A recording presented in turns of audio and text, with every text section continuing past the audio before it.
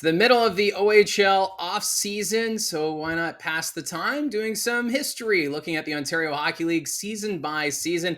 We started in 1980-81 and we've now made our way to 2006-2007. No changes when it came to team locations. However, we would lose two historic venues. First off, the Sioux Greyhounds moving from Sioux Memorial Gardens into the new Steelback Center, which of course is now known as GFL Memorial Gardens.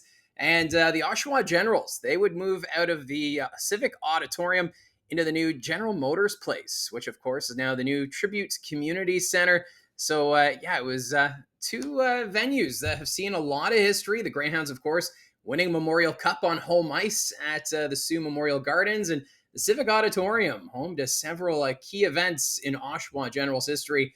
And then those two teams, of course, moving into the new venues, which is becoming more and more common in the Ontario Hockey League. Really, during the 90s, we started to see a lot more of the more modern amenities. It kind of started with the Barrie Colts with the Sandlin Arena. That kind of got the start. And then teams would go to the arena in Barrie and see what they did, what they liked, they didn't like, and would approve upon it. And that would be something we would see. Even up to this day, we're still seeing teams building new facilities. But this year, kind of significant, both the Greyhounds and the Oshawa Generals moving into new barns.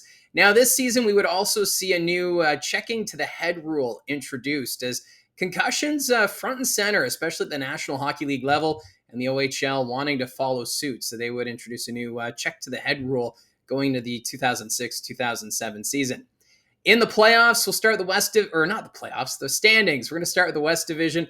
The Plymouth Whalers leading the way with a record of 49-14-2-3, 103 points. Second would be the Saginaw Spirit, 44-21-0-3 for 91 points. The Sioux Greyhounds, they would finish third in the division, 37-23, 1-7 for 82 points. While the Sarnia Sting, fourth with a record of 34-24, 5-5 for 78 points. And at the bottom of the division and missing the playoffs would be the Windsor Spitfires, a record of 18-43-2-5 for 43 points. In the Midwest Division, the London Knights find themselves back on top with a record of 50-14-1-3, 104 points. The Kitchener Rangers, second with a record of 47-17-1-3 for 98 points. The Guelph Storm, third with a record of 33-23, 3-9 for 78 points. The Owen Sound Attack, fourth with a record of 31-33-4 for 69 points. And the Erie Otters finished fifth, and they would miss the playoffs with a record of 15-50-1-2 for 33 points. Shifting to the Eastern Conference in the Central Division, we would have the Barrie Colts, who had finished first with a record of 48-19-0-1, 97 points. The Mississauga Ice Dogs, second with a record of 43-21-0-4 for 90 points. The Sudbury Wolves, third with a record of 29-33-6 for 67 points. The Brampton Battalion, fourth with a record of 27-36-1-4 for 59 points. And the Toronto St. Michael's Majors, fifth, and they would miss the playoffs with a record of 20-41-4-3 for 47 points. And in the East Division, the Belleville Bulls, they would end up on top with a record of 39-24-0-5 for 83 points. The Oshawa Generals, 31-29-3-5 was their record for 70 points, while the Kingston Frontenacs, 1 point back with a record of 31-35-2 for 69 points. The Ottawa 67s, fourth with a record of 30-34-0-4 for 64 points.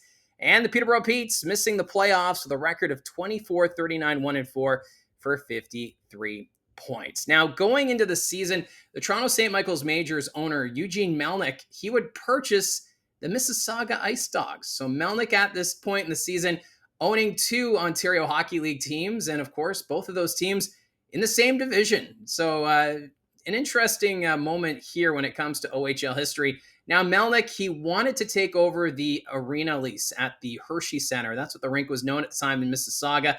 And he had a buyer, actually, for the Ice Dogs, who wanted to move the team to Niagara Falls. And with that plan, it fell through as Niagara Falls City Council voted against building a brand new arena. Now, it's kind of fascinating because Niagara Falls, during the history of the OHL, they've had two teams. You had the Niagara Falls Flyers when the league got its start in 80-81. They ended up moving to North Bay to become the Centennials, while the Niagara Falls Thunder in the 90s relocated to Erie to become the Otters. And the reason for both teams moving is that the Niagara Falls Memorial Arena was seen as outdated and wanted a new facility. But City Council at the time for both of those clubs wasn't budging. And the same could be said here. A potential owner wanting to bring back an OHL club to Niagara Falls, but denied by city council not wanting to build a new arena. So with that, Bill Burke, he would eventually become the owner of the Mississauga Ice Dogs, but he would relocate the team to St. Catharines. That was the deal because Melnyk wanted the majors to play out in Mississauga, and he wanted the Ice Dogs moved out. And with that, the Burkes deciding that they would play out of the city of St. Catharines to resume the name of the Ice Dogs. So a bit of a shuffle here, but we'll see how that all plays out in the coming videos. Now, 2006, 2007, it was the 35th anniversary for the Sudbury Wolves, and Mike Foligno, he was on the bench and would actually help guide the Wolves, who underperformed throughout the season. The team just, during the regular season, you knew this team had more to give, but ended up 6th in the Eastern Conference standings, and they would actually go on a Cinderella run in the playoffs, as we'll take a look at the playoffs in just a moment. But first, let's look at the top scorers from the 2006-2007 season. Leading the way from the London Knights, it would be Patrick Kane, 62 goals, 83 assists, 145 points. Second in scoring, John Tavares of the Oshawa Generals, 72 goals, 62 assists, 134 points. Sergei Kostitsyn of the London Knights was third in scoring, 40 goals, 91 assists, 131 points. While Tyler Donati from the Belleville Bulls had 55 goals, 74 assists, 129 points. Sam Gagne of the London Knights had 35 goals, 83 assists, 118 points. Brian Little of the Barrie Colts, 41 goals, 66 assists, 107 points. Evan Brophy of the Plymouth Whalers, 36 goals, 71 assists, 107 points. Eighth in scoring would be Bobby Ryan of the Owen Sound Attack. He had 43 goals, 59 assists, 102 points. While Brett McLean of the Oshawa Generals, 47 goals, 53 assists, 100 points. And rounding out the top 10 in scoring would be Bobby Hughes of the Kingston Frontenacs, who had 40 goals, 56 assists, 96 points. Now, going into the postseason, let's take a look at the Western Conference playoff bracket to start. The London Knights, they had a home ice advantage against the Owen Sound Attack and did not disappoint, winning that series in 4 straight. While the Plymouth Whalers also completing the series sweep of the Guelph Storm, while the Kitchener Rangers, they would sweep the Sarnia Sting. And the fourth series needed 6 games instead of 4, and it would be the Sioux Greyhounds upsetting the Saginaw Spirit 4-2. Now in the Eastern Conference, the Barrie Colts, they would take care of the Brampton Battalion in a 4-game sweep, while the Belleville Bulls, they needed 5 games to eliminate the Ottawa 67s.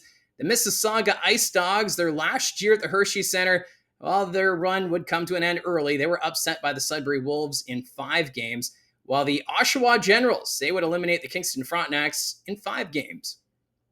In the second round, the London Knights would take on the Sioux Greyhounds, and the Greyhounds gave London everything they could, and it ended up being a 7-game thriller with the Knights ending up on top, while the Plymouth Whalers, they took care of Kitchener in 5 games. In the Eastern Conference, what a run this is from the Sudbury Wolves. They would upset the top seed Barrie Colts in a 4-game sweep, while the Belleville Bulls, they only needed 4 games to take care of the Oshawa Generals. Going into the conference final, we would have the London Knights against the Plymouth Whalers, which at the time was quite the rivalry, just the consistency of Plymouth making the playoffs and going on deep runs. And then, of course, London at this time also going on plenty of deep runs. They would clash in the playoffs. And this time around, it was the Whalers who would take it in 5 games to win the Western Conference. While in the Eastern Conference final, the Sudbury Wolves upset the Belleville Bulls in 6 games. The Cinderella run continues for Sudbury, and they would appear in their first OHL Championship Series, a chance to win the J Ross Robertson Cup. And in the OHL Final, it would be Plymouth against Sudbury, and the Whalers end up on top, winning this series in 6 games. They ended up winning the championship on the away ice in Sudbury. And from what I've been told, I wasn't there, the atmosphere in Sudbury throughout the playoffs, electric. And it just got louder and louder each series. And it's really too bad for the Sudbury Wolves, who had such a tough history, to end up falling short in the OHL championship to the Plymouth Whalers in 6 games. But got to hand it to Plymouth, a team that wins their first OHL championship as the Whalers. You'll remember in the early 1990s, this organization won the OHL championship as the Detroit Junior Red Wings. That was the last season as the Junior Red Wings before picking up the Whalers nickname. Now, in the Memorial Cup, it was held in Vancouver. The Giants were the home team. Plymouth, they would be joined by the WHL runner-up, the Medicine Hat Tigers, and the Lewiston Maniacs of the QMJHL. And now this tournament would set a new attendance record of 121,561 fans, breaking the previous record that was set in 2003. Now, the Plymouth Whalers, they finished the round robin with a record of 1-2, and they would have to face Lewiston in the tie-breaking match, and they would actually win this one by a final score of 5-1. So the Whalers find themselves in the Memorial Cup semifinal. They would have to face the Vancouver Giants, and it was lopsided. The Giants would end up winning on home ice by a score of 8-1, and then would actually go on to win their first Memorial Cup. So Plymouth putting up quite the fight, but falling short in the semifinal to the host.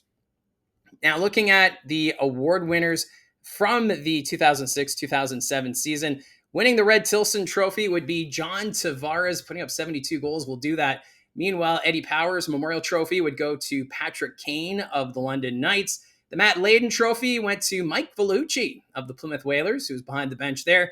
The Jim Mahon Memorial Trophy goes to Patrick Kane of the London Knights, while Mark Stahl of the Sudbury Wolves, he would win the Max Kaminsky Trophy. OHL Goaltender of the Year, Steve Mason of the London Knights. There's a name I haven't heard in a while.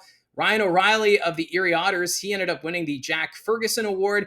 The Dave Pickney Trophy went to Michael Neuwirth and Jeremy Smith of the Plymouth Whalers, a great goaltending duo for that run. While the Ems Family Award went to Patrick Kane of the London Knights, the Rookie of the Year. While the Dan Snyder Memorial Trophy went to Andrew Gibbons of the Belleville Bulls. The William Hanley Trophy went to Tom Payette of the Saginaw Spirit, while the Ivan Tennant Memorial Award, Andrew Shorkey of the Owen Sound Attack.